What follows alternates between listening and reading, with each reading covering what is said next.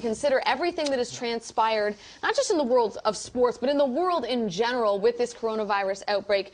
This was the necessary step for the National Hockey League. Yeah, it's really not a surprise in light of events that have taken place in the last, 12, 16 hours. And it's just, it's amazing how quickly things can move, because it was just, I guess, the beginning of last week. I was down at the general managers meeting. We were asking the commissioner, we were asking the managers, and they were saying, hey, we are monitoring the situation.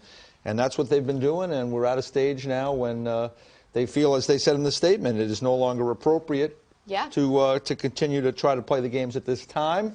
And we are headed into kind of a period of the unknown, and hopefully it'll be a period where we can get things back on track in this country, around the world, and then get back to the silly stuff, which we do, which is hockey, right? Yes. Yeah. The silly stuff, right. Yeah. No, I like it. It absolutely is appropriate. I commend the National Hockey League for taking these steps. It's never as quick maybe as some people want it, but there's a process to go through when these types of things. We're in uncharted territory here. Whenever you're in crisis management, EJ, there's just some basic things you want to follow, and I think the NHL is checking those boxes quite nicely. Be transparent. What are the action steps? Don't hide anything, especially with your fans. I see them doing that. I like that. Tell people what you're going to do. What is the action steps? We're going to get more of that as we dive into this. And then more than anything, at times like this, you have to remind people what the world will look like in maybe 3 months, 6 months, 9 months, a year.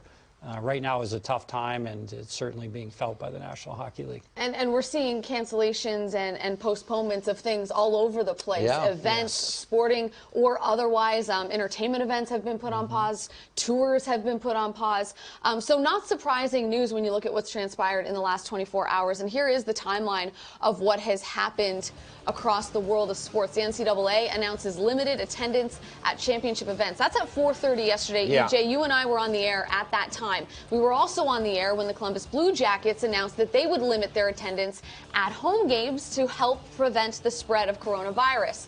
Then we went off the air, NHL Tonight took over, and the Sharks announced the same thing. A couple of hours later, the Jazz and Thunder, teams in the NBA, postponed their game, which started to cause a lot of speculation. Speculation which then became official reports because a player tested positive for coronavirus. So at 9:46, the NBA announces the suspension of their season. And following that news, which really sent this all into a tailspin, the NHL advises teams not to conduct practices, morning skates, meetings this morning. Following that, Major League Soccer suspends their season for 30 days. And then, of course, multiple major NCAA conference tournaments have also been canceled. So a lot of news has been happening over the last 24 hours. And really, once Rudy Gobert, who is the NBA player that has tested positive for coronavirus, it was pretty inevitable that all of these steps would be taken, because if you look at Rudy Gobert alone in the last week, played the Toronto Raptors the other day with the Utah Jazz, who obviously share a facility with the Toronto Maple Leafs in Toronto. He's also visited 3 other NHL arenas in the last 10 days, and we don't know when he contracted the virus. So the spread can happen that quickly.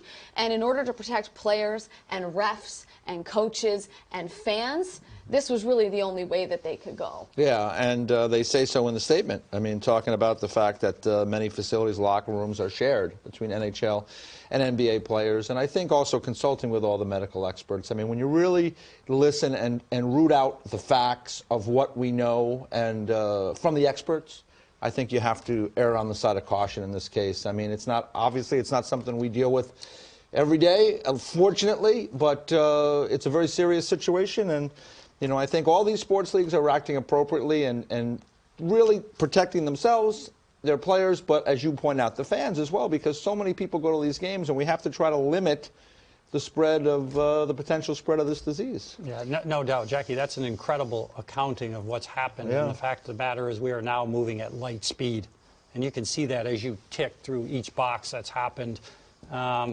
you know, it's a good time to take stock. Sports is important in life, but this is bigger than sports right now. I'll say this, Jamie Hirsch just tweeted this before we went live on the air, our colleague Jamie Hirsch. You know, oftentimes during crisis, you know, we turn to sports as a distraction, and now we won't have that during what is a global pandemic. So it's a tough time, it's a weird time, and it feels like it's an unprecedented time as well. So it's going to be a very fluid situation, I think, for all leagues involved, but it's not just sports leagues that are pausing their seasons. There are events that are being canceled.